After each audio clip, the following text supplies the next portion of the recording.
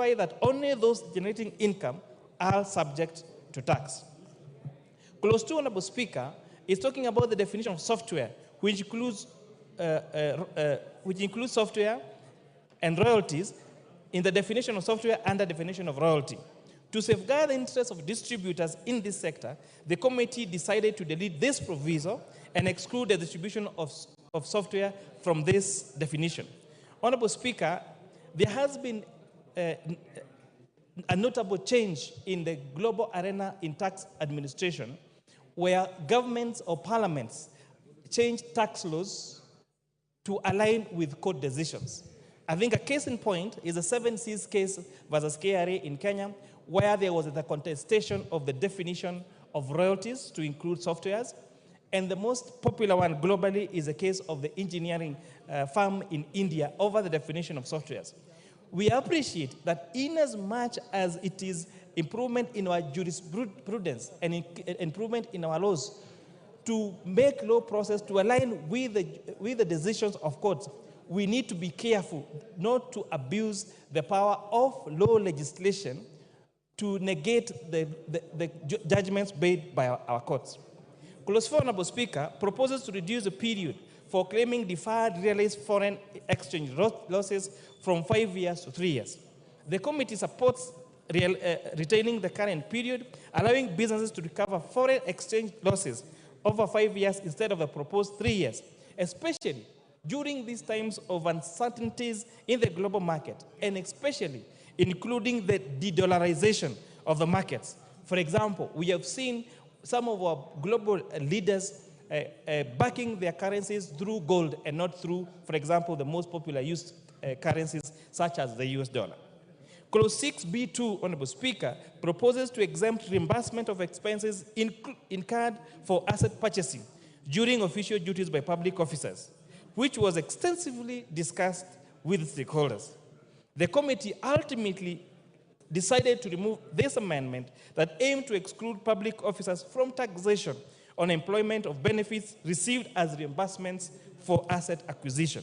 This decision was driven by concerns by members of the public that such exemption would unfairly discriminate against private sector employees and could potentially be abused. As framed on the bill, Honorable Speaker, there is no definition of what these assets are. And therefore, we stand a risk of having public officers buy houses or buy factories, and those factories or houses that they buy from taxpayers' money will not be subject to tax. So the best way would have been to treat the same for public officers, the same with private officers. But Honorable Speaker, if we allow private officers to be exempted from tax on payments made to them for assets, you might find officers being paid in terms of assets just for tax planning and tax avoidance.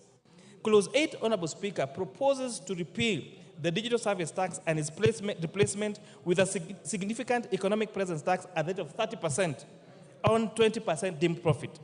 This committee acknowledges that digital service providers typically enjoy a higher profit margin due to lower production costs compared to companies with physical presence. Therefore, the adjustment aims to align the deemed profit more closely with what will be expected in those companies if those companies face similar cost structures. This is a revenue enhancement measure to ensure that digital service providers pay their fair share of tax. Additionally, and notably, Honorable Speaker, the committee proposes amending this clause to include a gradual increase in the rate of from 1.5% to 3% and not from 1.5% to 6% as proposed in the bill. And this is to ensure there is fast implementation of this adjustment. Honorable Speaker, this has been one of the most confused clauses that has been to the members of the public. This tax is not on digital content creators. This tax is for these applications, for example, Uber Eats, Jumia, and the tax is imposed on the owners of the platform, not on the consumers or those people making those deliveries, Honorable Speaker. And this has been endorsed by the best practice through OECD countries to have a uniformity globally on taxation around the digital marketplace, Honorable Speaker. On clause 912G, there is the proposed introduction of minimum top-up tax. This committee strongly supports its measure, noting its global adoption in over 60 countries, where many of these key multinational companies operate. Failing to implement this tax in Kenya would undermine the fair application of tax obligations, potentially allowing constituent companies located in Kenya to underpay their share of revenues. This amendment is aligned to the multilateral instruments on profit shifting and base erosion that this House approved a month ago. Again, another very misinterpreted clause. The minimum top-up tax, to explain simply, means where a multinational company operates in Kenya and as a group company, and in the company of their origin, they have a lower tax rate than that of Kenya, then they will be required to pay this minimum top-up tax. And again, this is to align ourselves with best practice. Clause 9, 12H, proposes an introduction of motor vehicle tax at the rate of 2.5% of the value of the vehicle. With this clause, the committee knows the following. 1, Section 3.2 of the Income Tax Act defines what constitutes an income upon which a tax is chargeable under the Act, whereas the proposed motor tax is levied on an asset and not on income as described by the Income Tax Act. The proposal, Honorable Speaker, to cap the levy at 100,000 shillings makes this tax discriminatory and non-progressive, because this essentially means that those motor vehicles that have a value of 4 million shillings and below would have paid the fair tax of 2.5%. But those vehicles that have of higher value of 2.5% would have paid a less commensurate percentage of that motor vehicle tax. The proposal will have adverse effects on the insurance-taking behavior of motor vehicle owners and further lead to negative effects on the insurance sector. Honorable Speaker, notably also, commercial vehicles which are subject to advance tax and would therefore amount to double taxation. We noticed concerns from the members of the public. Most especially commercial vehicles take third-party insurance. Third-party insurance is a flat rate of 7,500 shillings. So if we impose 2.5% on a matatu that say is worth 4 million shillings, that means that the motor vehicle tax on that matatu would be 100,000 shillings.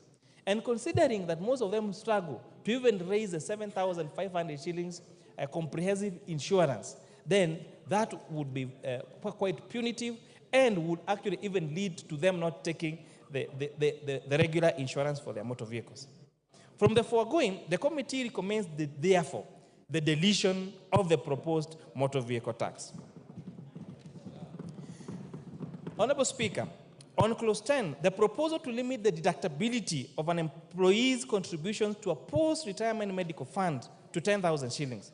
This committee recommends increasing actually the limit to 15,000 shillings. This is to encourage a saving culture for a post-retirement medical scheme.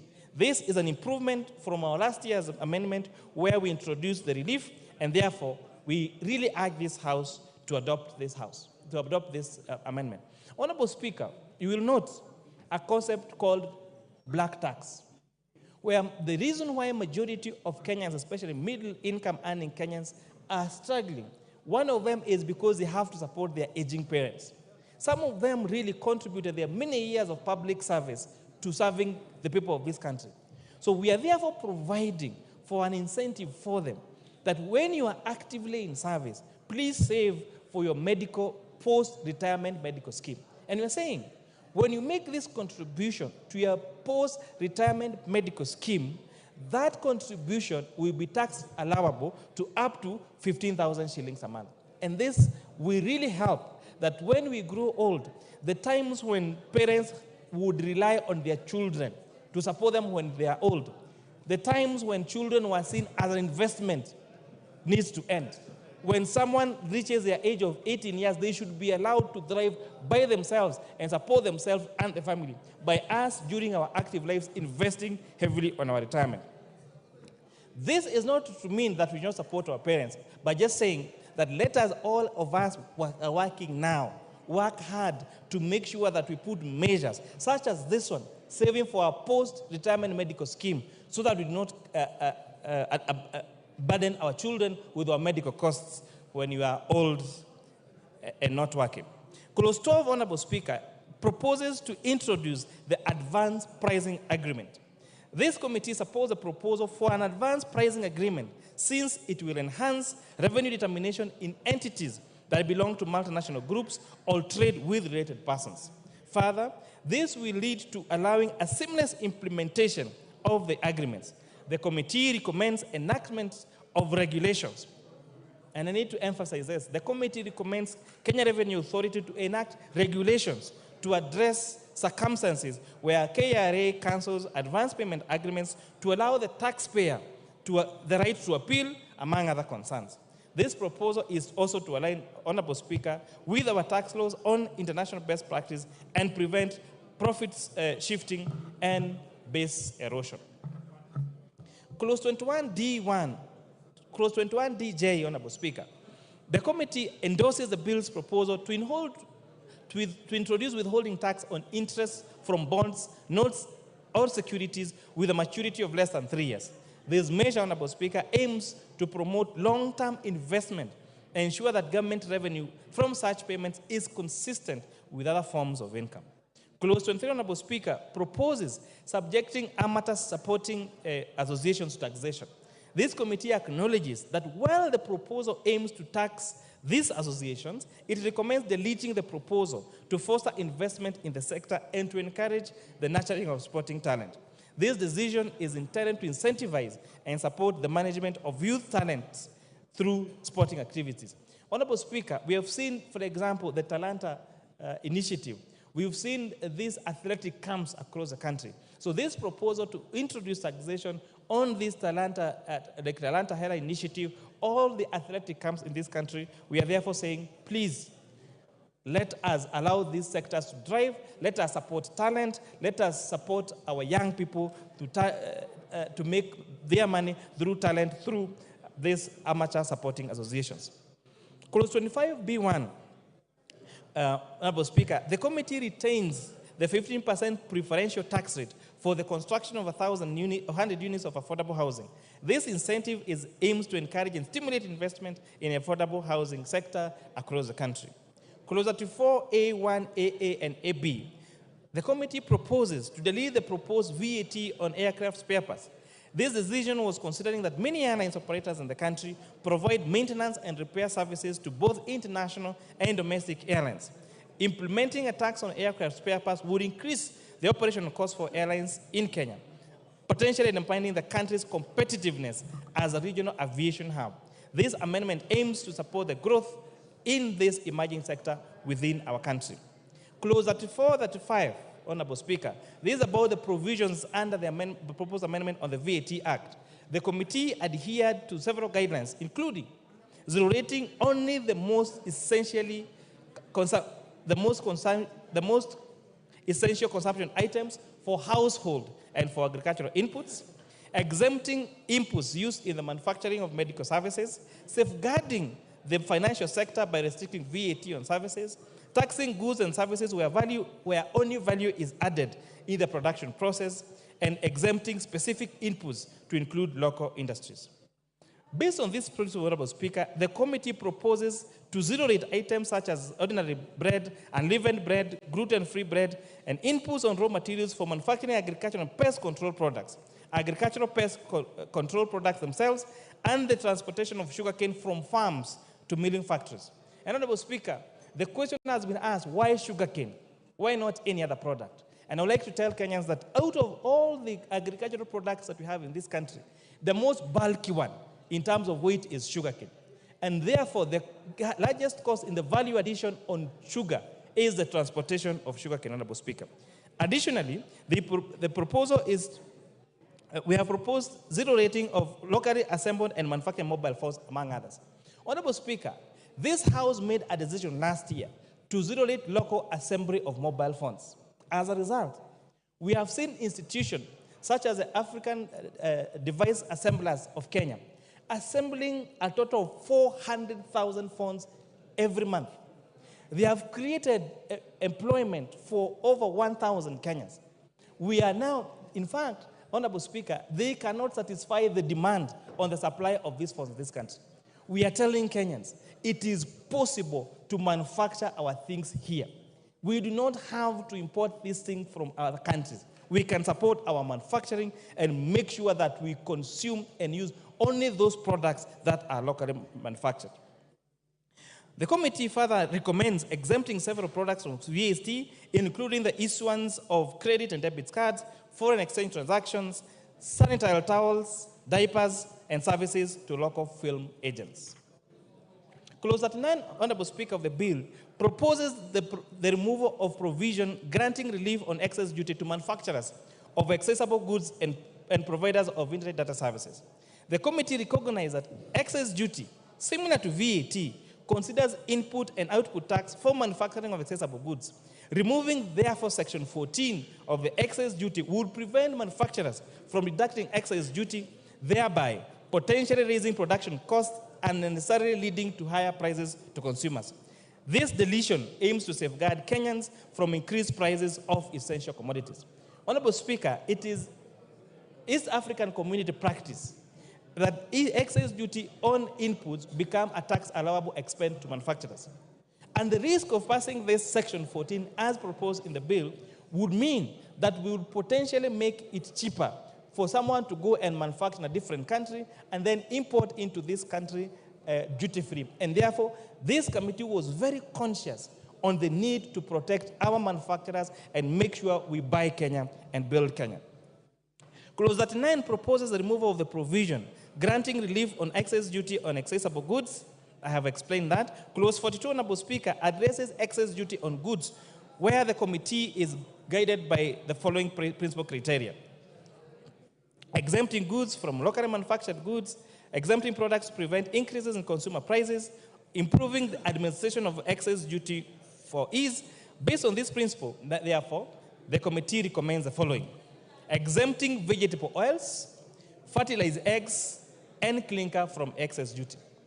Honorable Speaker, I would like to explain what the difference is between these eggs. We have what we call table eggs. Table eggs is ready-to-eat eggs that we eat here at our restaurant or our homes. We have incubated eggs of what we call fertilized eggs. These are eggs that are ready to hatch. These are the ones that give us, for example, the one-day-old chicks. Honorable Speaker, as a poultry farmer myself, I attempted, when I was buying my one-day-old chicks, I was told that I needed to wait for 4 months before I got the one-day-old chicks, Honorable Speaker. This means that there is a great, the supply of fertilized eggs in this country is much lower than that of table eggs. However, we need to protect our eggs from imported eggs from other markets. Therefore, a few years ago, if you remember, Kenyans were eating eggs from Uganda at the expense of eggs that are laid by our own chicken here. It is plausible. It defeats any reason why we should allow an egg laid in a different country to land into a country at a cheaper price than eggs that are being made by our farmers here. So we have therefore introduced, Honorable Speaker, imposition of excess duty on imported table eggs, on imported onions, and on imported potatoes, so that we protect our onion, our poultry, and our potato farmers, especially in Molo and Nyandarua. Based on this criteria, Honorable Speaker, the proposal to exempt them from excess duty, vegetable oils, and fertilized eggs from incubation, amongst other things, is what we use under this consideration, Honorable Speaker. Further in, keeping with the tax system's predictability, the committee proposes to maintain the current rates on excess duty on imported motorcycle, plastic, onions, potatoes, among others. And again, I want to explain here that excess duty has been proposed only on imported, completely assembled motorcycles.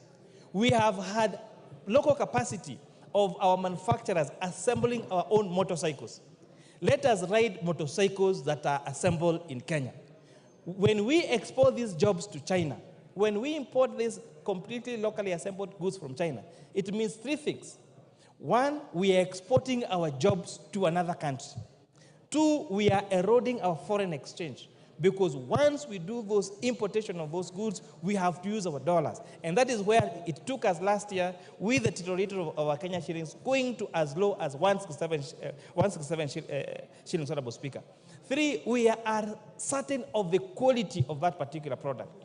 Because you can go to that plant, you can go to that factory and ascertain the quality of those, Speaker. In addition to creating employment to our young men and women in this country. With this regards, Honorable Speaker, to excess duty in services, the committee was guided by the need to keep the consumer prices for certain services low and then to ensure stability in terms of the rate of excess duty. Based on these criteria, the committee proposes to maintain the prevailing rate on money transfer services by banks and financial institutions and money transfer services by several fund providers. Honorable Speaker, you've heard the popular tuma na ya kutoa. So we want to make sure that that tuma na ya kutoa is not increased so that we retain the current rates that is on our cellular mobile transfer services. Clause 44, Honorable Speaker, proposes an increase in the import declaration fee to highlight a reduction from 30.5% to 2.5% in the Finance Act of 2023. This resulted in a significant revenue loss of 10 billion shillings, impacting the implementation of 2023-24 budget. And this, therefore, Honorable Speaker, you have seen in a record 2 supplementary budgets that have led to a very huge cut on our expenditures. And this is because one of the decisions that we made was a reduction of IDF last year from 3.5 to 2.5% led to a revenue loss of 10 billion shillings. Honorable Speaker, clause 45 and 48 proposes the introduction of an eco-levy to mitigate environmental damage and pollution caused by imported finished products in Kenya. The committee emphasizes that this levy should exclusively apply to imported finished products, therefore safeguarding local manufacturers who are already adhering to what's called the extended producer principle. Regarding to a stakeholder feedback and to mitigate price impacts on essential goods, however, the committee recommends excluding motorcycles, bicycle tires, wheelchairs, 3-wheel motorized vehicles, which you probably know as tuk-tuks and wheelbarrows, from this levy. Additionally, the committee proposes reducing the eco-levy for select finished goods. These adjustments are intended to balance environmental protection with consumer affordability and local manufacturing interests, Honorable Speaker. Especially on the area of e-waste, Honorable Speaker. Whatever products, these products, when you import them, when we import that phone, one day that phone will die ultimately. So we are saying, let us have a fund through the restoration fund which provides resources to ensure at the end of the life of that product, there is money that is used to restore, to either reuse, recycle, or restore the impact of that product to the economy, Honorable Speaker. And for example, how that fund is already working. Now, if you are doing mineral exploration in this country, and you go and dig up when you're doing your quarry or your mineral exploration, you are required to pay a bond so that when now you finish your exploration, there is money to restore that land to its original state, either, for example, by converting it into a dam or filling it up. So this is similar to that. And you've seen this work in other countries, where when at the end of use of a phone or a computer, those phones are taken, those computers are taken, and they are either used or recycled, Honorable Speaker. And it's also important to mention that the responsibility of the payment of this eco-levy is not on the consumer. It is on the manufacturer in that country of origin. And this, again, is in line with best practice. It has been introduced in Tanzania, it has been introduced in several countries, and most of these larger manufacturers are more than willing to pay this eco-levy to make sure that the products that they produce at the end of the life of that product, they're able to be collected, to be reused or recycled to prevent the eroding of our environment, Honorable Speaker. Clause 47 introduces the Export and Investment Protection Levy to address declining exports and increase imports, especially for locally manufactured goods. The company's objective is to safeguard the local manufacturing sector against unfair trade practices, enhance its competitiveness, and foster a sustainable and inclusive export environment. The Export and Investment Promotion Levy is expected to have several impacts on the manufacturing sector. One, it will support local manufacturing, aiming to increase the sector's contribution to GDP from 7% to 20% by 2027. seeking to level the playing field for local manufacturers struggling against cheaper imports, reducing over-reliance on foreign goods and services, and this levy will generate revenue to facilitate the development of the manufacturing sector and incentivize investments by local, micro, small, and medium enterprises. Based on this course, Honorable Speaker, the committee proposes imposing the export and investment promotion levy on articles such as leather products and imported footwear, denatured ethyl alcohol, ceramic sinks, and wash basins, among others. Additionally, the committee supports stakeholders' proposal to exempt craft liner, uncoated craft paper, and ballast from the levy. Regarding the motorcycles, Honorable Speaker, the committee suggests implying the levy only, again, on fully built imported motorcycles. This measure aims to design a proper and promote local manufacturing, enhance competitiveness, and support sustainable economic growth in our great beloved country, Kenya. Clause 51 and Clause 57 proposes the integration of electronic tax system, ETIMS, with data management and reporting system. The committee acknowledges the implementation challenges on ETIMS, especially on our small-scale farmers, or subsistence farmers, and microfinances. Therefore, the report proposes our report proposes that we exempt those farmers and those small businesses with a turnover less than 1 million shillings from this registration, and impose that responsibility on the traders, so that they use what in tax terms they call reverse invoicing. To address this issue, Honorable Speaker, the committee is guided by the international jurisprudence process called de minimis non current lex. In terms of the law does not concern itself with trifles. The law should not concern itself with trivial matters that would hinder even tax administration. And this, Honorable Speaker, is why we are proposing exemption of subsistence farmers and micro enterprises with a gross turnover of below 1 million shillings from this requirement.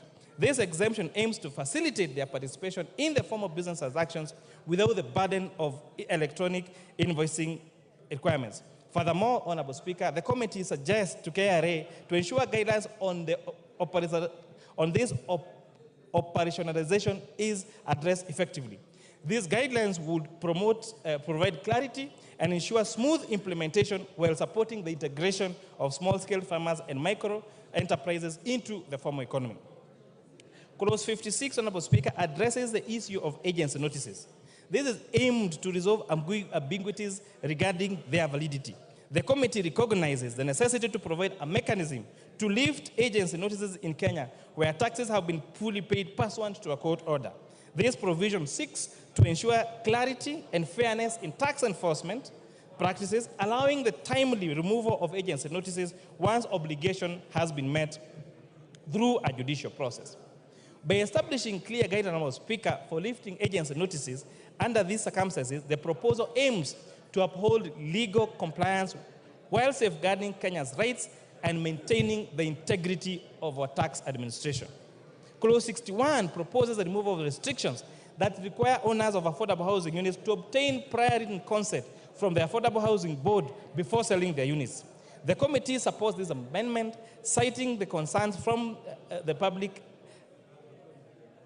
that this provision on the Affordable Housing Act infringes on the constitutional right to property. By advocating for the removal of this requirement, the committee seeks to uphold property rights and ensure that homeowners have the freedom to manage and dispose their affordable housing units without unnecessary bureaucratic handles. Clause 63 proposes granting KRA access to personal data. The committee has raised concerns that this proposal does not meet the constitutional threshold outlined in Articles 31C and D of the Constitution of Kenya. Additionally, the committee notes that Section 51 of the Data Protection Act specifies conditions under which exemptions might be applicable. Moreover, Honorable Speaker, Section 60 of the Tax Procedures Act empowers the commissioner or authorized officers with a warrant to access any necessary data for administering tax laws. These considerations, therefore, shows the need for careful alignment with constitutional and legal provisions regarding privacy and data protection in implementing this proposal. The decline in levy collection, Speaker, continues to impact on highways, urban and rural roads. Recent heavy rains and flooding like El Nino have again further damaged our roads, and therefore they need to provide more resources, Honorable Speaker, through the appropriations to ensure that we have sufficient resources on the repair of our roads, and especially the low-volume seal roads. Mr. Speaker, exploring innovative approaches such as targeted initiatives, simplified tax processes, and enhanced taxpayer education can encourage voluntary compliance and broaden participation in the formal tax system. Bringing more Kenyans into the taxpayer fold, we align our tax revenue collection with economic expansion, enabling us to finance crucial investments in infrastructure, social programs, and sustainable development. Mr. Speaker, addressing these issues proactively and maintaining effective tax policies will strive to increase our tax revenue collection in line with our economic potential. This, Honorable Speaker, will strengthen our fiscal position, allowing for investment in key sectors such as social welfare programs and infrastructure development, fostering sustainable economic growth to benefit all Kenyans. Mr. Speaker, as we deliberate the Finance Bill of 2024, it is important to actually prioritize measures that will effectively expand our tax base and ensure revenue generation. This may involve innovative tax policy approaches such as incentivizing compliance, simplifying tax procedures, and overcoming barriers that hinder our revenue growth. Honorable Speaker, there are other two proposals that are very critical in this economy. One of them is the amendment on excise duty on cigarettes, where we were applying preferential rates per centiliter to filtered and unfiltered cigarettes. Honorable Speaker, we witnessed heartbreaking confessions of victims of throat cancer after 25 years of smoking. And this is because we were saying they started with the unfiltered cigarettes, then went to the filtered cigarette and spoke for 25 years. And as a result, Honorable Speaker, there has been demonstration globally that there is a direct relationship between cigarette smoking and many forms of cancer, especially throat and lung cancer. It has been demonstrated globally that changing tax regime or changing taxation on cigarettes actually impact the consumption of those services and has a subsequent impact on reduction of cancer cases. Honorable Speaker, on alcoholic beverages, Honorable Speaker, the proposed amendment to shift from taxation by volume to taxation by alcohol content is also a great welcome a policy idea and aligns with best practice global, Honorable Speaker. This means that alcoholic drinks that have higher alcohol content will have a higher excise duty than those alcoholic drinks that have lower alcohol content. This, Honorable Speaker, will not just make higher content alcohol more expensive, but most importantly, in the fight against illicit brews, ensure there is safer alcohol available to those that want to take alcohol. Because, Honorable Speaker, we have accepted as a country there are those that want to take and there are those that don't want to take. So those that want to take need to be given access to safe and affordable and healthy, and make sure that those others that do illicit, Honorable Speaker, are discouraged. As we robustly, Honorable Speaker, engage on the Convention about the Finance Bill and critique it, it must be realized that this bill aims to correct around 346 billion shillings only from a proposed 3.9 trillion shillings. We therefore request this House, our departmental committees and our oversight committees and Kenyans in the public to interrogate the expenditure side of this budget as they are interrogating the financing side. This, Honorable Speaker, will lead to a more robust budget-making process, reduce or prevent budgeted corruption, maintain fiscal discipline in the use of our resources by our executive, Honorable Speaker. Because one of the credit cases we face, Honorable Speaker, is the trust deficit on what this will be used. And this House, in our oversight roles, can do a great job in reducing that trust deficit, in ensuring that the taxes paid by hand-earned Kenyans are spent correctly for the success, for the prosperity of the great public of the Republic of Kenya. Without Honorable Speaker, I beg to support. You beg to move. With that, Honorable Speaker, I beg to move. And who is seconding you? Honorable Speaker, I request my very able Vice Chair, CPA Ambassador Benjamin Langat, the MP for the great people of Ainamoi in Kericho County, to second. Benja. Mr. Speaker, I rise to second this finance bill of 2024. Mr. Speaker, I want to start by thanking your office, the office of the clerk, and the staff, our secretariat, Mr. Speaker, and our members for the good job and the good support that you accorded our committee. Mr. Speaker, this finance bill is one of the most canvassed finance bill, Mr. Speaker. Mr. Speaker, we did organize the public participation exercise, Mr. Speaker, which went all through for almost 10 days, Mr. Speaker. Mr. Speaker, during that exercise, we informed Kenyans that the finance bill of 2020, the public participation exercise, which we were doing, Mr. Speaker, was not a public relations exercise, Mr. Speaker. It was a very serious exercise, Mr. Speaker. And I want to inform the public and Kenyans, Mr. Speaker, that we heard them. We have included their views in our recommendation, Mr. Speaker, which was tabled yesterday by the chairman, Mr. Speaker. Mr. Speaker, I want to thank our members because we sat,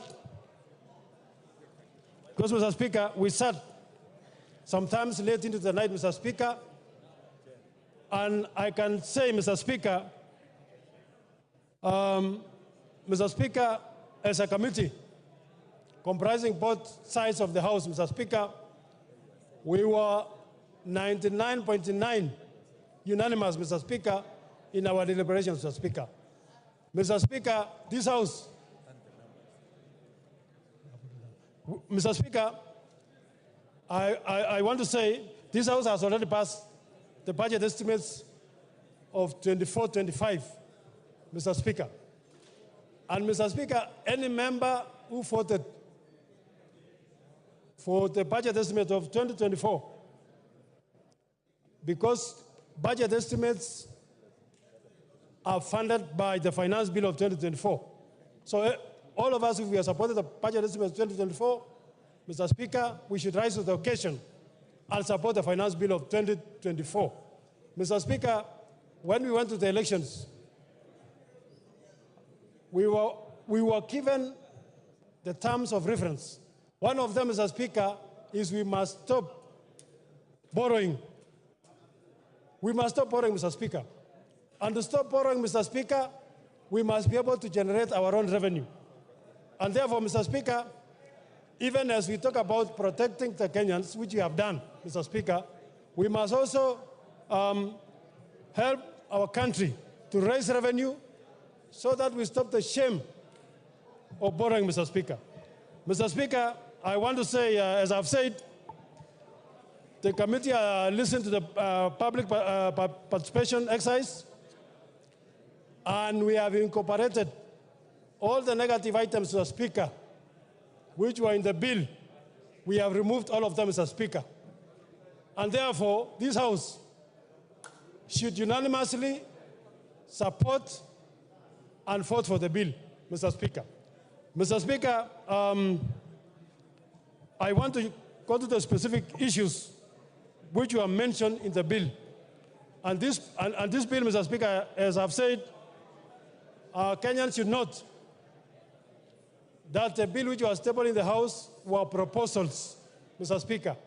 This House has the power to amend, to change. I could rather say, Mr. Speaker, those proposals, we can amend everything, Mr. Speaker. And therefore, Kenyans should not fear. We are here to protect Kenyans. We are here to protect our country, Mr. Speaker. Mr. Speaker,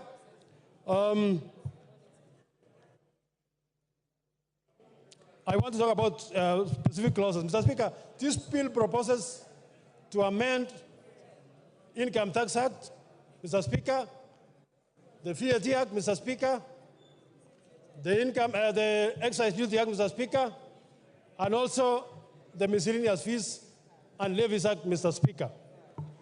On more specific issues, Mr. Speaker, the bill proposes to introduce what we call the significant presence tax, Mr. Speaker, which actually targets all the international organizations that are doing business within our country, mainly on online systems, Mr. Speaker. They are making money, they are getting money to their country, but they are getting less, Mr. Speaker. Mr. Speaker, we must make sure that everyone who does business in the country contributes to our economy, contributes to our tax income, Mr. Speaker, and therefore the committee supports the introduction of what we call the significant tax presence system, Mr. Speaker, so that we make sure we tax everyone who's doing business in our country and contribute to our economy, Mr. Speaker. Mr. Speaker, the law as established now gives our companies 5 years to recover their tax, what we call the tax foreign exchange losses, Mr. Speaker. The bill proposes to reduce that provision from 5 years to 3 years, Mr. Speaker.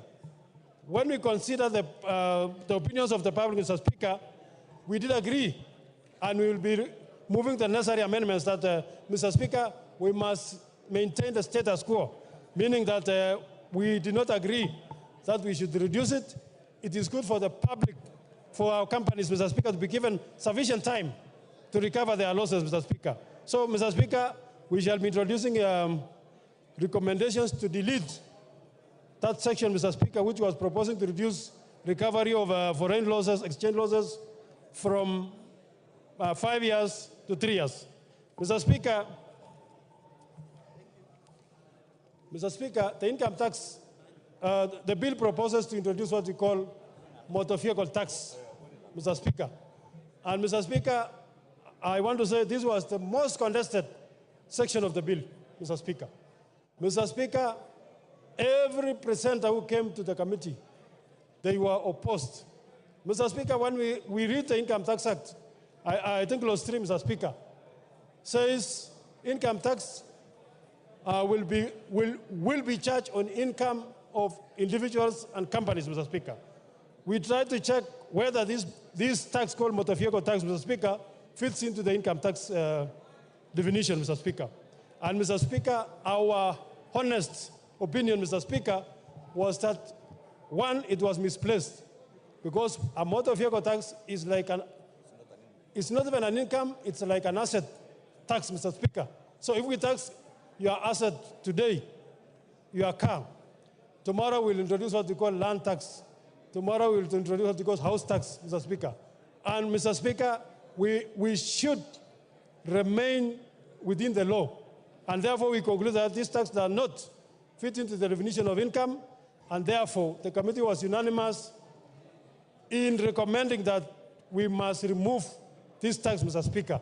And it was going to make Kenyans suffer, Mr. Speaker. So therefore, the Kenyans who told us about the motor vehicle tax, I want to inform you that we listened to you, and we are going to remove it, Mr. Speaker, so that we reduce the cost of living in this country. So, Mr. Speaker, those people are relying on this section to make sure that, to talk about the finance bill in the pipeline, Mr. Speaker. We have recommended removal. So people must relax, Mr. Speaker. We are removing it. Kenyans should relax, Mr. Speaker. Mr. Speaker, the bill under Income Tax Act proposal also proposes to introduce what we call advance pricing agreement between the KRA and the multinational, Mr. Speaker. Mr. Speaker, multinationals operate a very complex financial system, Mr. Speaker. Sometimes they want to do what we call the tax planning, Mr. Speaker, so that as a country we lose finally. But Mr. Speaker, we want to make sure that everyone contributes their fair share of tax. And therefore, we support what we call the advanced pricing agreement for enhancement of revenues for multinational entities, Mr. Speaker, so that they contribute their fair share of tax, Mr. Speaker. Mr. Speaker, this bill proposes to increase the non-taxable amount of pensions, Mr. Speaker, from 20,000 per month, Mr. Speaker, to 30,000 per month, Mr. Speaker. Mr. Speaker, all the Kenyans who are retired, Mr. Speaker, they must be cushioned, Mr. Speaker. They have supported the country for well over 60 years, Mr. Speaker. And, Mr. Speaker, you don't tax somebody up to their retirement. We are proposing that we make sure we cushion them, Mr. Speaker, so that the amount that we are recommending that we increase the tax deductible amount from 20,000 to 30,000, Mr. Speaker. Mr. Speaker,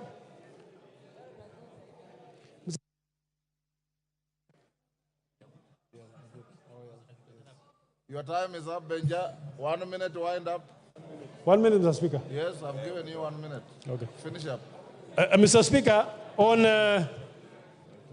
eco levy, Mr. Speaker, the committee was of the view that we must protect the local manufacturers, Mr. Speaker.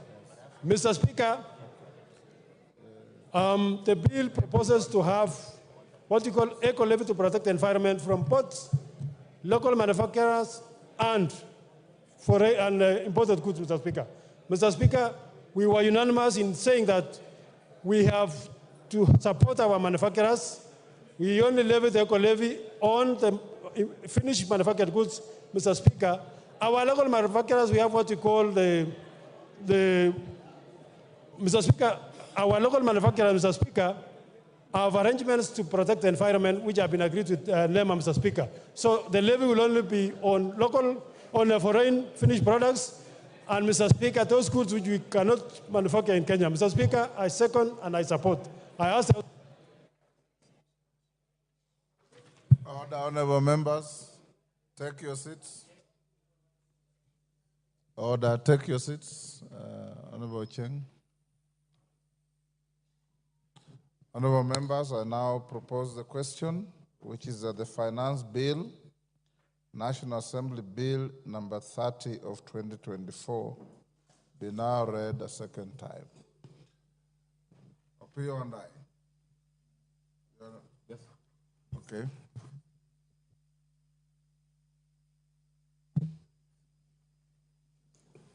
I thank you, Honorable Speaker. Mr. Speaker, given the importance of this finance bill, and you know, many Kenyans are following us, Mr. Speaker, and Mr. Speaker, to distinguish between the facts and the fictions which are being given out there by this Honorable House. Mr. Speaker, I want to seek your indulgence that we have every member speak for 5 minutes instead of 10 minutes, Honorable Speaker, so that we can have all of us contribute. Honorable Speaker, thank you. Honorable members, according to a motion we passed at the beginning of this session, the mover of this bill has 45 minutes, which he expended. The seconder, 15. Majority leader and minority leader, 15. Each member speaking has 10 minutes. Now, Bowen is suggesting that you reduce it to 5.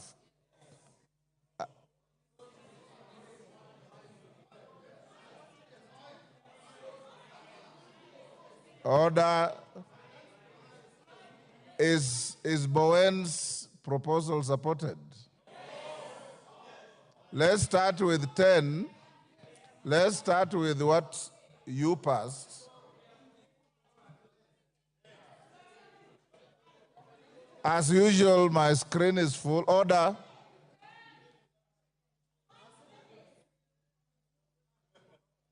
We already have 10, so nobody needs to propose 10.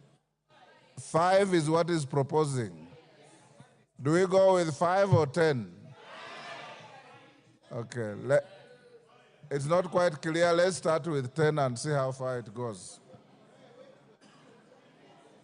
Robert Mbui. Thank you, Mr. Speaker. Mr. Speaker, when we were all elected, we took oath of office to defend the Constitution 2010. The spirit of Article 1 and Article 95 of the Constitution. Order, honorable members, order. The matter of 10 or 5 minutes is now moot. We will see how to revisit it later. And those of you who are given a chance to speak, if we exhaust your points before you end the 10 minutes, you can yield the floor so that somebody else can be able to get the opportunity. Go on, Robert. Yeah, thank you, Mr. Speaker. So in the spirit of Article 95 and Article 1, I stand to represent the more than 50 million Kenyans who have asked this House to reject this insensitive, punitive, ill-advised piece of legislative mistake. Mr. Speaker, I say this because in the 10 years that the former President Uhuru was president of this country, we had finance bills every year, but it's only one that had very serious contention, and the only contention that was there was the increase of VAT, in fact, the introduction of VAT on fuel of 8%. Mr. Speaker, the Kenya Kwanza regime has been in office. This is less than 2 years, and the second finance bill they have brought to this House and the first one have elicited so much contention from Kenyans that I think there's something seriously wrong. Mr. Speaker, in fact, let me say this, that the controversies of the 2023 finance bill, before we even get to this one, even, in fact, got a nickname for our head of state, because Kenyans out there are calling him Zakayo, the tax collector. Mr. Speaker, we must move from that concept of ensuring that every year we impose punitive taxes on Kenyans. Mr. Speaker, Kenyans have not even recovered from the negative effects of the 2023 finance bill. Because, Mr. Speaker, the 2023 finance bill already drastically reduced the disposable income of Kenyans. Because, Mr. Speaker, we increased pay-as-you-earn then, we went and increased the NSSF, we went and increased the NHIF. Now we are proposing to go to SHIF, which is even higher. Mr. Speaker, we introduced a housing fund. Mr. Speaker, it has been very, very painful for Kenyans. And Kenyans were hoping that this year things will be better, considering that in the last election campaign, Mr. Speaker, they were told that there will be pesa mfukoni, which means money in the pockets. Mr. Speaker, what we are realizing is that actually what this regime wanted was not to put money in anyone's pocket, but to take any money that was in the pockets of Kenyans. Mr. Speaker, the cost of government services have gone so high that we can't even afford our children to have ID cards. So, Mr. Speaker, when I look at a bill that proposes to increase the already overburdened Kenyans, it is something that we have to stand firm and reject. Mr. Speaker, let me say this, that we were told to tighten our belts. And I know this is the intention, that we be hit very hard the first 2, 3, 4 years. But, Mr. Speaker, you know, some people will lose their lives because of the hunger now and because of the stress now. What do you do with them when they are 6 feet under in 2026, 2027? We are told to tighten our belts. And as we tighten our belts, Mr. Speaker, it is shocking to see the excesses that this government is going through. We are taxing Kenyans to raise money to run the government, and yet we have excesses. We are putting in money to build houses, to repair, to paint houses that were built with 400 million, and we are spending 600 million to renovate and paint. Mr. Speaker, it is very, very painful. And then we are told, tighten your belts as Kenyans. And 200 million Kenyan shillings is used on a return trip on a chartered plane to the US. Mr. Speaker, this is not acceptable. And all those missions are begging missions. What we are doing here is we are living beyond our means. Mr. Speaker, I seek the attention of all those members that passed the 2023 finance bill and later on went and told Kenyans they didn't have time to read it. Now listen keenly. If you didn't read that one, you listen to us. Mr. Speaker, oppressive tax policies do not make good economic sense. And Mr. Speaker, let me just put it this way, that the last year's proposal was intending to raise 214 billion. But because it was oppressive, Kenyans did not pay as expected. And in fact, what we collected was only 131 billion out of that finance bill, which was only 53% of the target. Mr. Speaker, the more burden you put on people, the more likely that they are going to look for ways to avoid that tax. So, Mr. Speaker, we have to be careful. We warned that would happen, that people would evade. You didn't listen. We warned that it would lead to job losses. Many companies left this country and are now producing elsewhere, and unemployment has gone up. We warned that the tax increase is always passed to the common man. Mr. Speaker, the hustler of this country, the mamamboga, the boda, is the one that will carry the burden. Anytime taxes go up, it is not the big fish that actually pay these taxes. Because all they do, when you increase cost of fuel, all they do is pass it on to the consumer. And the consumer is mamamboga. The consumer is the last man in the chain. So, Mr. Speaker, we have to be very careful. Now, the 2024 tax proposals are as oppressive as 2023. We have not even fully implemented the 2023 ones. The E-teams, now we are discussing how we are going to remove it. There are those, those taxes on chamas that we have not yet implemented. Now we have brought other major proposals. And I hear, Mr. Speaker, talk of the tax proposals of 2023, it's like they have been reduced. Mr. Speaker, the bill that we hold in our hands, the bill that we read, has not been amended. What we are listening to is stories, Mr. Speaker. Because when we go to the committee of the whole house, what guarantee do we have that the proposals we've been told about here will pass? We can be hoodwinked into believing that those things will be passed, and when we pass this bill, the last minute it is opposed and we lose out. So we are going to oppose it from the beginning up to the end. Mr. Speaker, this proposal on VAT on bread, Mr. Speaker, I don't even know who could conceive such a thing. You have put your hands in the pockets of salaried Kenyans, business people. People have been made to pay for profits that they don't even make on turnover tax. And now you want to tax our children because you're putting your hands in the pockets of our children. Because the biggest consumer of bread are our children in secondary school, because that's where they spend their pocket money. Mr. Speaker, some of these are totally ill-advised. Mr. Speaker, VAT on financial services, VAT on money transfer, VAT on M-Pesa, those were, I do not understand who was thinking, what were they drinking, what were they smoking when they came up with those ideas. Mr. Speaker, it is very unfortunate. 20%, 25% excise duty on edible oil, import duty. Mr. Speaker, these things, 2.5% on motor vehicles, these ideas were preposterous. But Mr. Speaker, I believe that all those proposals were actually a smokescreen.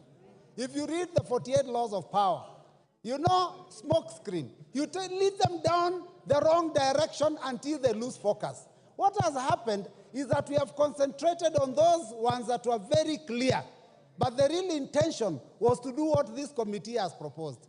That suddenly, after we think that things are okay, they increase RMD, road maintenance levy, road development levy, and the import duty. That is what the intention was. In fact, the net effect is likely to be that this finance bill may be collecting almost as much, if not more, than the previous proposal. So, Mr. Speaker, I stand in solidarity with those Kenyans that said that this must be rejected in totality.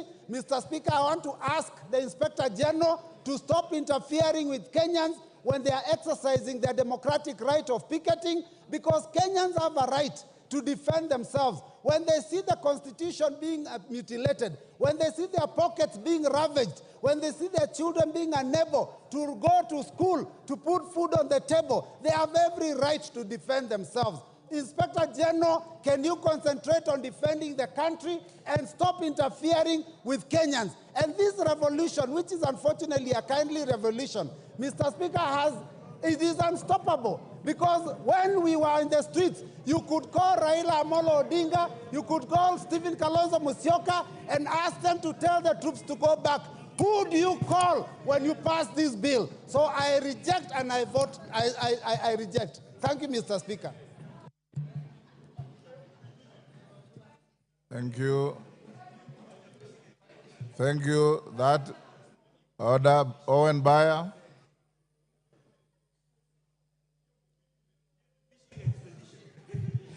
Thank you very much, Honorable Speaker. Honorable Speaker, coming to speak on the finance bill on the heels of my counterpart from the minority is interesting because I tried to get at least something from Honorable Mbui that he was saying that was useful and a contribution to the finance bill, but I couldn't get any. I just heard him shout about maandamano and all that. But we forgive him. We forgive him. Forgive him. I want to start by saying this, Honorable Speaker. Honorable Speaker, the finance bill is one of the very important documents that comes to Parliament. It is part of the budget cycle. That somehow, as we go through the budget cycle, a finance bill will come to the House, Honorable Speaker. We have the opportunity now to look at Finance Bill 2024. Honorable Speaker, a finance bill is usually a document of revenue-raising measures. But this finance bill must be looked together with the budget statement and the budget that we passed in this House. The finance bill complements the budget that we passed in this House, Honorable Speaker. That we have to raise revenue, resources, that we can finance the budget. So these two documents must be looked together, Honorable Speaker. Honorable Speaker, when we received the budget, the finance bill in this House, we tabled it here. But it was a proposal from Treasury. And when a proposal comes to the House, Honorable Speaker, it needs to be debated. They cannot pass the way it has been brought. It is scrutinized by the House. And the Constitution, Honorable Speaker, gave us the opportunity to do public participation. And public participation, Honorable Speaker, is a key plank in passing laws and legislation in this House. Treasury makes wild proposals that comes to the House. But it is up to this House to sit down, debate those proposals, look at them, and see whether they are fair revenue-raising measures for the country. Honorable Speaker, we have had a thorough public participation, one which Kenyans spoke their feelings about the finance bill. Honorable Speaker, Kenyans talked to the committee. Kenyans raised their voices about contentious issues in the finance bill. And those issues were captured by the committee, a committee that includes members from the minority and also includes members from the majority. And Kenyans had, the committee had, and they made changes to the finance bill. Honorable Speaker, the House itself has, in third reading, the power to make amendments to the proposals that came from the Treasury. So therefore, Honorable Speaker, at this time to say that we reject the finance bill in total is to reject the mandate that you were given by the people. The people gave you mandate to debate, hear, approve or not approve, and that is the process that we are undertaking, Honorable Speaker. Honorable Speaker, the budget created a deficit. And in dealing with a deficit for a budget, there are three ways you can look at: reduce the budget, borrow, or tax. Those are the three things that you need to do when you're dealing with a budget for you to finance a budget. You either borrow, you either reduce the budget, or you tax to be able to finance a budget.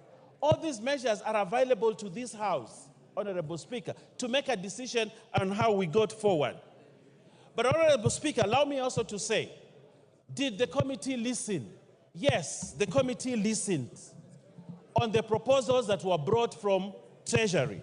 And Honorable Speaker, it is important to note that the proposals that were made, the proposals that we had from the Treasury did not go unchanged by the committee, Honorable Speaker. And I would like, Honorable Speaker, to just note a few things. the proposal on 16% VAT on bread was dropped. And there's a proposal in the report that be dropped. That is a win for Kenyans, Honorable Speaker, that now we will not have the 16% raise on bread in the finance bill. That has been dropped, and Kenyans are safe. They can have bread, and Mbuyi and the children in school can have bread at less than the proposal of 16%. Honorable Speaker, we had noise about the motor tax, 2.5. Honorable Speaker, it is important to note that the committee listened, and when the committee listened, they dropped the 2.5 on motor vehicle because the committee listened, and now Kenyans do not have to pay that motor tax. Honorable Speaker, the eco tax that had been proposed by Treasury, the committee looked at it, studied it, and said we can only levy eco a tax on imported finished products. But for products that are manufactured in this country, they will not attract the eco tax that had been proposed by Treasury. Honorable Speaker, that is a win for Kenyans, which we might celebrate as a house because the committee listened. Honorable Speaker,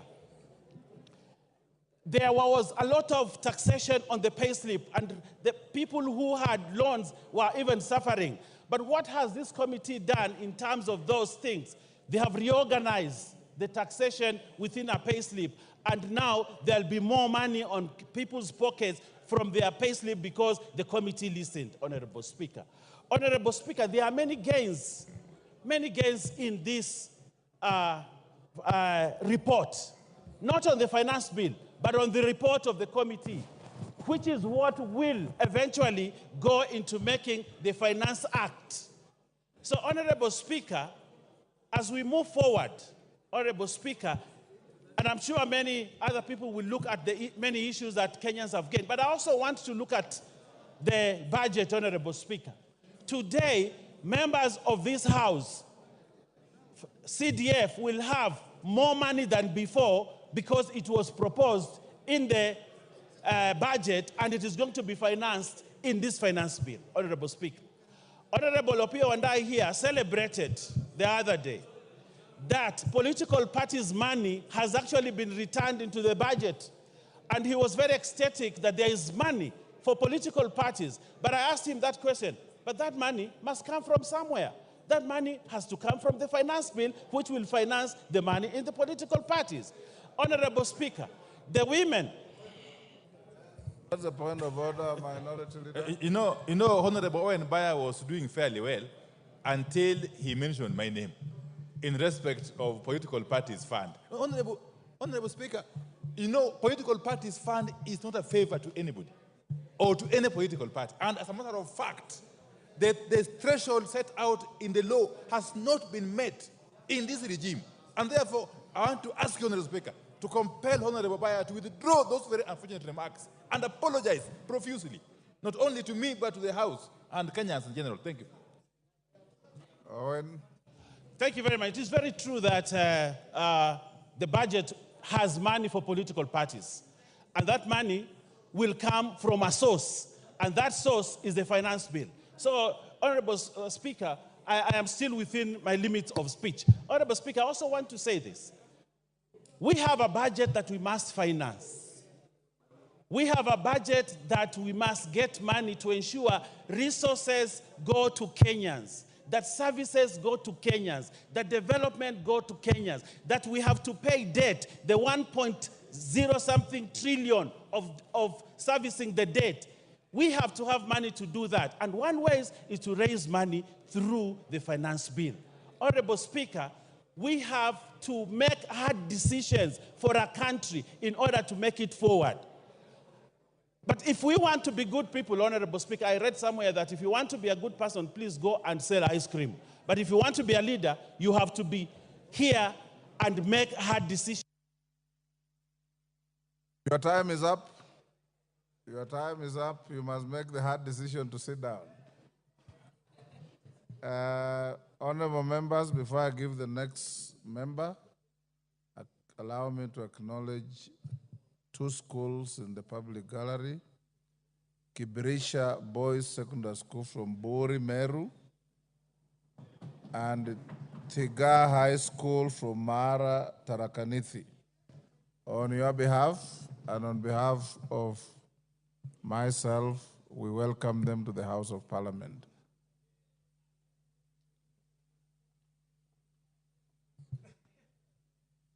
Mama Zamzam. Asante sana Mheshimiwa Spika, na mimi niweze kuchangia mswada huu wa Finance Bill 2024. Mheshimiwa Spika, Mheshimiwa Spika, Wakenya wameamka, na mimi nataka niwaambie wenzangu ambao wako kwenye serikali. Wakenya, honorable members, as Zamzam speaks, seeing the screen, I may be persuaded to go to 5 minutes, but let's see how we go.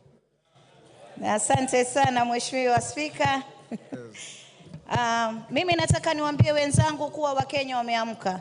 Mheshimiwa Spika, ile budget ama hii finance bill ilivyowekwa Mheshimiwa Spika, kuja kuweka mkate, edible oils na vitu ambavyo vinamgusa kama vile magari, Mheshimiwa Spika, ile ilikuwa ni strategy ya kuweza kuwaondoa Kenya katika ile shetani kubwa ambayo imebaki ndani ya hii bill. Mheshimiwa Spika, Mheshimiwa Spika, Wakenya wamemakinika, ukiwaona wanaingia barabarani wenyewe bila baba, jua kuna shida. Na Mheshimiwa Spika, mimi nataka niseme hivi, 2023 finance bill, sisi tunasema hapa kuwa Wakenya wamesikizwa maamuzi yao, wamesikizwa kauli zao kwenye kuchangia katika huu mswada. Mheshimiwa Spika, lakini ikumbukwe kuwa, ifahamike kuwa 2023 finance bill Wakenya walikataa kabisa housing levy, lakini ililazimishwa kwao. Mheshimiwa Spika, kwa hiyo tusije kudanganywa kuwa kuna vitu vilivyoko humu ndani ya bill kuwa Wakenya wamekubali. Mheshimiwa Spika, sijui yule aliyokuwa akipanga mambo ya mkate alikuwa anafikiria kitu gani Mheshimiwa Spika, lakini mimi nitasema hivi, naangalia ile pesa ambayo inaweza kukusanywa, ambayo imekadiriwa kukusanywa, naangalia na matumizi yake. Mheshimiwa Spika, Wakenya wamefinywa. Na mimi nataka niwaambie, hata paka ukimpiga paka ukamfungia ndani ya nyumba,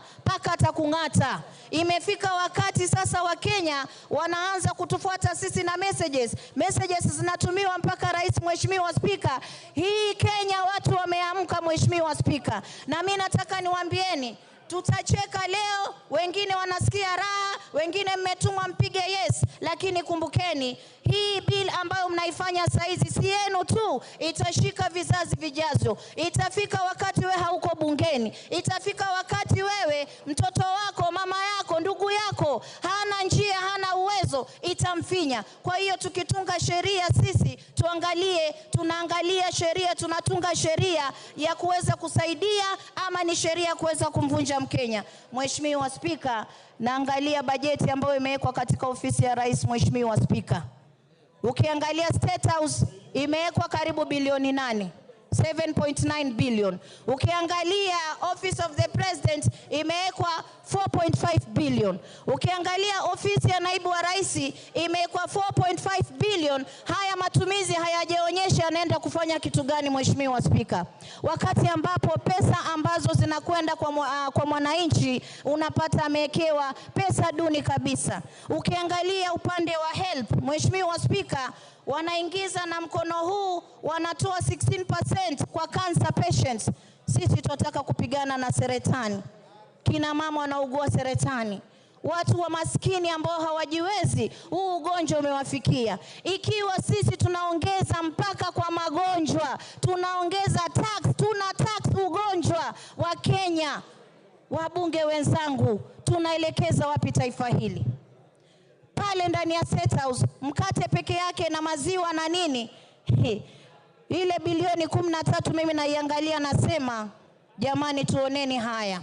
Mgala muweni, haki yake mpeni. Huyu ambaye tunamnyang'anya hizi pesa kwenda kufund vitu vya starehe ni mtu ambaye analia kwa Mungu kila siku asubuhi akiamka, Mwenyezi Mungu, natoka ndani ya nyumba yangu, nishukishie riziki kwa mikono yangu niweze kulea watoto wangu. Lakini sisi katika ile ruzuku yake tunaenda kukata. Kwa mfano, Mkenya anatoka nyumbani, mshahara wake ni 50,000 Mheshimiwa Spika. Katika 50,000 Mheshimiwa Spika, 24,000 yote inakatwa na serikali Mheshimiwa Spika. Hapo hiyo ni katika tax peke yake. Mara hii pay as you earn, sijui nini, kisha anabaki na 29,000. 29,000 kiangalia Mheshimiwa Spika, ana stima ataka kulipa, ana maji ataka kulipa, ataka kununua unga, ataka kupeleka mtoto shule. Mheshimiwa Spika, Wakenya wamechoka. Wakenya wamechoka. There's a point of order from the committee chairman. Asante sana Mheshimiwa Spika. Nimesikia rafiki yangu Mheshimiwa mbunge wa Mombasa akisema kwamba kuna kodi ambayo imewekwa kwa wagonjwa wa saratani. Na ningetaka kwamba anieleze ni kipengele kipi katika huu mswada ambao unaongea kuhusu hiyo, kwa sababu Mheshimiwa Spika, haya mambo ya kumisinform ama kuwadanganya wa Kenya kwa mambo kama hayo kwa sababu ya siasa kabisa ni makosa na haifai kufanyika. Mama Zamzam, that is a fair challenge. Order. Ngoja. Order. That's a fair challenge. Can you point out which... Ngoja nipe nafasi Mheshimiwa Spika, nitaiangalia kisha kipengee mahali kiko. Lakini kiko, Mheshimiwa Spika, nipigieni kelele, mimi sijali, nitawaambieni ukweli. Wakenya wanahangaika. Mmekuja hapa, mmelipwa pesa, mmepewa pesa nyingi kuja kuwa Wakenya katika bunge hili. Order.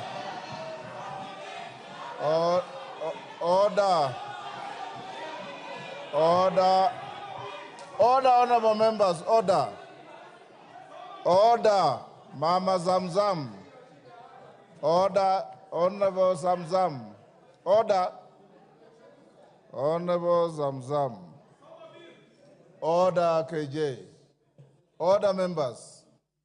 We were doing so well in terms of decorum and production from members until we reached here. Mama Zamzam, order, standing order 91. Every member is responsible for the accuracy of any facts which you allege. And the Speaker doesn't get involved in your allegations until you are challenged. When a colleague challenges you, the easy thing is not to raise your voice. The easy thing is to say, this is found in clause this and that of the bill. And it ends there.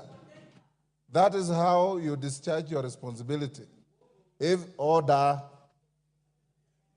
it is not in the bill, then the challenge becomes legitimate, and the decent thing to do is to withdraw and move on with your other contributions. Order. The Speaker needs no assistance. Honorable Kamket. Honorable Zamzam, if it is in the bill, point out to the chair of the committee. If it isn't, just withdraw and move on with your other contributions.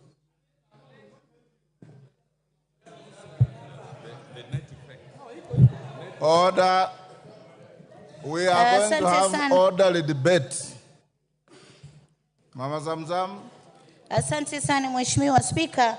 Nafikiri nimechanganyikiwa na ile import duty na hii ya hospitali. Mimi nataka niwaambie kitu moja.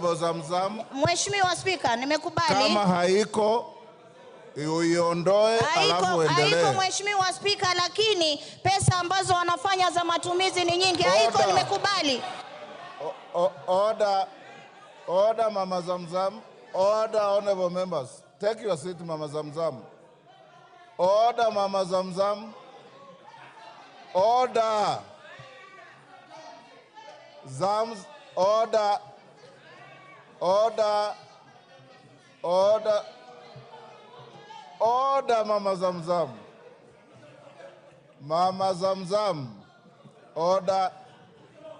Mheshimiwa Zamzam, wewe ni mheshimiwa na mama wa heshima, na mimi nakuheshimu sana. Wewe huongea Kiswahili sanifu na huwa unasema mambo yanayoeleweka. Kuanza kuchibisana na wenzako across the floor ni kushusha heshima yako. Sasa nakwambia, ondoeni ile ulisema kwamba haiko na uendelee na mambo mengine. Kubishana na kupiga kelele haina faida kwa hii chumba.